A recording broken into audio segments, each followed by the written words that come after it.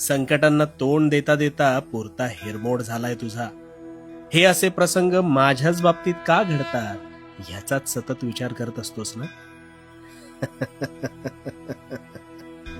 आता मन लावून शांतपणे ऐक, कारण आज जी गोष्ट मी तुला सांगणार आहे ती तू उदाहरणासह समजून घेतलीस की तुला असे प्रश्न कधीच सतावणार नाहीत. एकदा काय झालं, एक मनुष्य जंगलात एकटाच फिरकत होता. त्याला काही वेळात वाघाची डरकाळी ऐकू आली. त्याला तितकंसं धावता येत नव्हतं, पण हा वाघ आपल्या समीप असल्याचा त्याला भास झाला आणि अंगातली सगळी ताकद एकवटून तो त्याच्या नकळत घोड्याच्या वेगाने धावू लागला.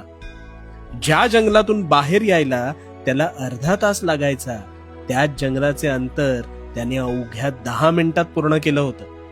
तो बाहेर आला आणि मागे वळून पाहिलं तेव्हा त्याच्या मागे कुणीच नव्हतं.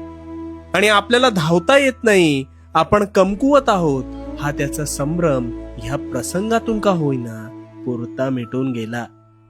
थांब, यातून तुला काय कळलं? अरे तुझी अवस्था सुद्धा अशीच आहे. तुला स्वतःच्या ताकदीचा अंदाज नाही आणि त्याची जाणीव करून द्यायला संकट तुझ्या भोवती थैमान घालतात.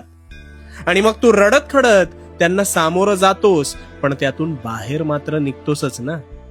आणि हीच संकट तुला नकोशी वाटतात, पण ती तुझ्या सहनशीलतेची परीक्षा घेत असतात.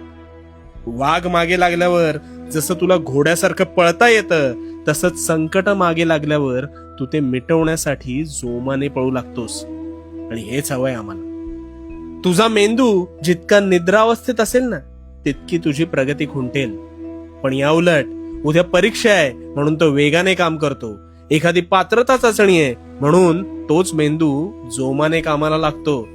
याचाच अर्थ एखादी गोष्ट किती दिवसात करायची हे तू मेंदूला सांगितलंस की ती कशी करायची हे तो तुला आपोआप सांगेल बघ.